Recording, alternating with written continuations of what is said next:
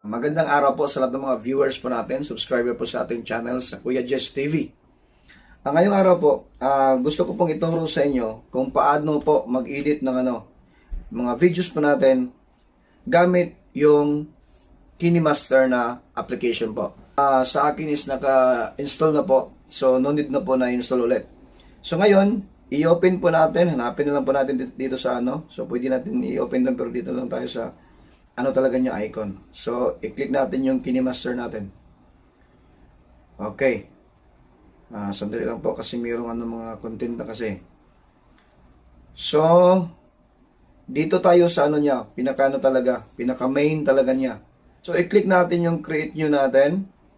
So, ibig sabihin, magawa tayo ng panibago or bagong project po. Ayan. Ang pinaka first step talaga is kailangan talaga yung aspect ratio kasi hindi ka na pwedeng mag-change either portrait ka or landscape. So pag ka landscape, lalo na sa mga videos ay na-upload sa YouTube, karamihan talaga yan. Landscape talaga yan. So widescreen. So i-click natin yung 16:9 na is aspect ratio. So yan, pag mag-click mo na yan, mo yung next, mag-insert ka na ng media. Okay. Ayan. So, dito sa media, makita mo yung mga files mo from your phone, then from KineMaster. So, halimbawa, gusto ka maglagay ng intro. So, dito, maglagay tayo ng background. Okay. So, kailangan ng background. So, pili tayo dito. Halimbawa, itong red na background. So, ito. So, ito yung pinaka-first media mo. So, dito mo ilagay yung halimbawa, yung pangalan ng channel mo or title ng episode mo. Lagay tayo ng text. So, ang gagawin pag maglagay ng text, dito ka lang sa sa layer po. I-click mo tong layer. Ayan. So, dito sa layer, makita mo yung media, merong effect, merong sticker, text, at saka handwriting. So, click na yung T or text. So, caps lock natin. Halimbawa sa aking channel is ang pangalan is Kuya Jess TV. So, lagay ko Kuya Jess TV. Ayan. Ayan. Click yung okay. So, makita mo na sa di ba? Sa sa screen. So, ida-drag natin para lumaki siya. Ayan, lumaki siya. Then dito sa text din, pwede mo din siyang palitan ng kulay. Halimbawa, ayaw mo ng puti. So, hanap tayo ng pwede ma-match sa red kasi red yung background natin. Halimbawa itong blue. Try natin kung mabasa ba. Okay, okay lang para si blue. So yun. Pagkatapos diyan, pwede ka din tawag nito, palitan mo yung font style niya. Okay. I-click mo itong A. Okay. So maraming makita mo dito, font style niya. Okay, hanap tayo ng gusto natin. Saan ba? Ita-try natin itong Noto Serif Regular. Click natin yung okay. So, ito na. So, nagbago na yung font style natin. Okay. Pwede din tayo maglagay ng dito, ng tawag nito, animation. Or, pili ka lang, in animation or overall animation. Dito, kasi meron na tayong text. So, dito lang tayo sa in animation, either fade, okay, either pop. So, marami dyan. Okay, marami dyan sa baba pa. So itatry natin yung pop. Okay. So, kung i-preview natin yung ginagawa natin. So, yun yung mangyari. Okay, di ba? Ayan, okay. Hanap tayo ng ito. So, ito, parang pwede na ito.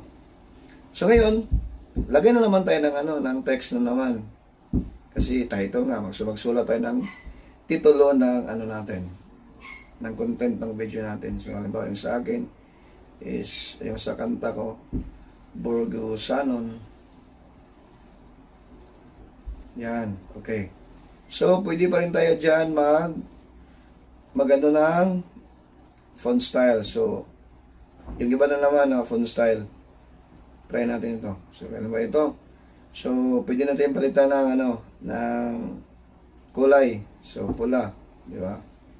Para mabasa. Okay. So, mayroon tayong title, guys. Ganyan natin yung ano, pinaka main content. So ngayon, hanapin natin yung doon sa media po. Saan ba yun? Ay, ito pala. Ayan. Kung ano natin yan, is-save natin yan. So, pwede na yan. So, ngayon, kasi audio yung ano natin, yung pinaka ano natin, audio yung pinaka main media natin. So, yung ano natin, background lang po yung lalagay natin sa dito sa itaas. So, ito na. Hanap tayo ng ano naman, background. Halimbawa, ito. So, pwede natin yan i-drag, guys, ha. I-drag, paikliin, pahabain. Hanapin natin yung kanta dito sa mga files, okay? So, nandito yon, yung It's Because of You. Lagay natin, insert na natin. So, kung ano natin, minimize natin yan. So, kung i-preview natin, yan, di ba? Ito ng lyrics, layer na naman, yung text na naman. Yan, yan. So, kung ano i-preview natin, di ba? Trim natin to. Kasi hindi pa tayo nakapag-ano kasi kung paano mag-trimming pala. So ngayon, i-ano ko sa inyo kung paano mag-trim. So, sa audio, ganito mag-trim. So, i-click mo yung ano niya, yung media niya, media audio po. So, hanapin yung trim. Yan. So, mayroong mga option dyan, trim to left of playhead, trim to right of playhead, then split at playhead. So, split at playhead. Ayan. So, ngayon, sili ka kung saan ba yung gusto mong i-delete or i-cut or i-split. Diba? So, ngayon, click mo yung dito sa left hand ko po. I-click mo yung delete. Ayan. Okay. So, yun. Diba? So, ngayon, ituturo ko sa inyo kung paano maglagay ng tawag nito ng sound effect. Balik tayo sa audio. Dapat dyan yung niya. And then balik tayo kay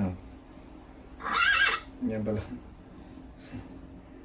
Halimbawa, ito yung natin. Sound effects natin.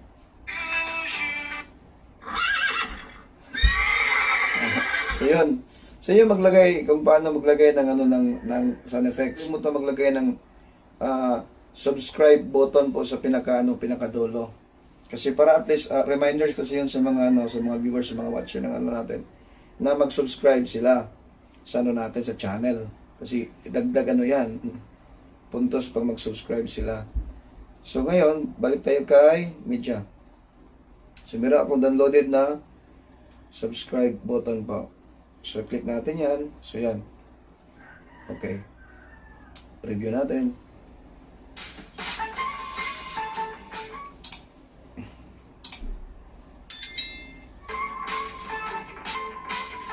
So, yan. Ang gagawin mo lang kasi dito kay KineMaster, insert ka lang ng mga ng media, ng sound effects, ng kung pwede, pwede nga din yung mga, halimbawa, yung mga video mo. So, pwede mo i-compile pagkatapos i-trim, ganyan. Trimming lang dito, trimming, splitting, inserting ng Then, ganyan lang. Mix parang mix art kasi. So, kayo na lang mag-explore kung ano pa baka mayroon pang ma-explore nyo dyan. Halimbawa sa mga sa mga animation, sa mga lahat. Dito, so, pwede kayo mag-download sa ibang then ilagay mo dito kay KineMaster. Before tayo before natin tapusin natin yung natin episode na ito. Siyempre, huwag niyong kalimutan talaga mag-save. Kaya baka so baka mawala yung project niyo, mahaba yung ginagawa niyo, so i-save mo. So dito po sa upper right portion po ng ating KineMaster interface or window. So meron diyang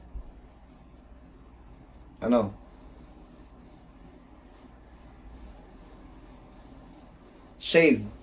Meron diyang save. Save and share. So, sa baba, so, siyempre, save as video po. Okay. So, ngayon, na-save na po. Natin dito, pwede natin dito i-play yung natin.